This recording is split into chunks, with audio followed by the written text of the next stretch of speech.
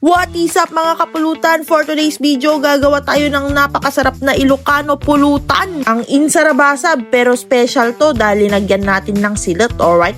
Una sa lahat, first of all, nagpunta tayo sa palengke ng San Fernando City, La Union para pick upin yung in-order ko na karne. Kumuha ko ng 1 kilong boneless liempo, dinagdagan ko na rin ng silat at atay ng baboy. Pagka-uwi agad kong lininisan at hinugasan yung karne. Special na silat to or isaw ng baboy mga kapulutan. Kahit hindi mo maalis yung nasa gitna niya, hindi papait yan. Tanong nyo sa mga suki nyo, pwede nyong orderin yan. Papalambutin lang natin to ng mga 40 minutes mga kapulutan. Habang pinapalambot yung silot, titiplahan muna natin itong mga karne ng bawang pamatay aswang, 472 pieces na paminta, 1 lemon, at 273 na asin. Saka natin hahaluin ng may kasamang pagmamahal. Alright.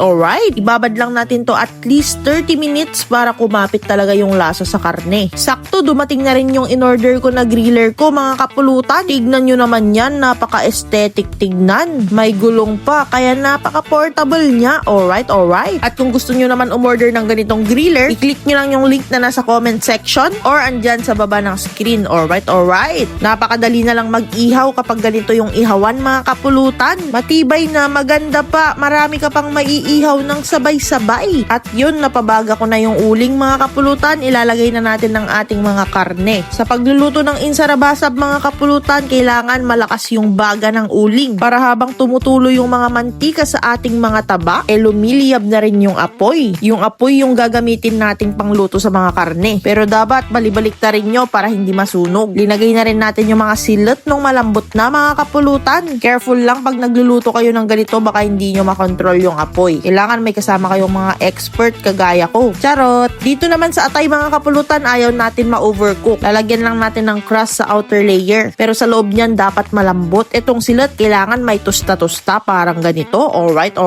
After natin mag-grill ang ating mga meat, syempre hihiwain na natin yan. Bite size lang, wag masyadong malaki, wag din masyadong maliit. Special yung silat natin mga kapulutan, kahit may laman sa loob, hindi yan mapait, promise. Napaka-solid niyan, kahit kainin mo na ngayon, isawsaw mo na lang sa sukat sili, mapapashish ka na lang talaga. Alright.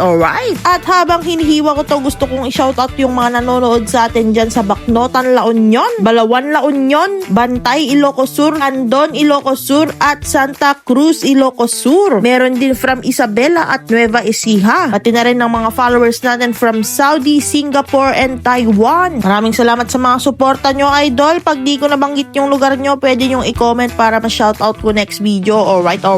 After natin ma-slice yung mga meat, titimplahan na natin ng sibuyas, sili na red, asin, paminta, at ang magpapasarap na Uncle Tom's Sukang Iloco. Ang suka ng mga Ilocano. Pero kung ano yung available na suka sa mga bahay nyo, yun yung gamitin nyo mga kapulutan. Any brand naman, basta vinegar tapos maasit. Then hahaluin na natin to ng may kasamang pagmamahal, garnishan ng green onions, at sheesh! Meron na tayong napakasarap na Ilocano insarabasab. Special na special, ginamitan natin ng silat ng baboy, atay ng baboy, at liempo na baboy. Pag natikman, siguradong makakalimutan mo ang iyong pangalan. Pwedeng ulam at napaka-solid pulutan. Wala na naman akong masabi kundi alright.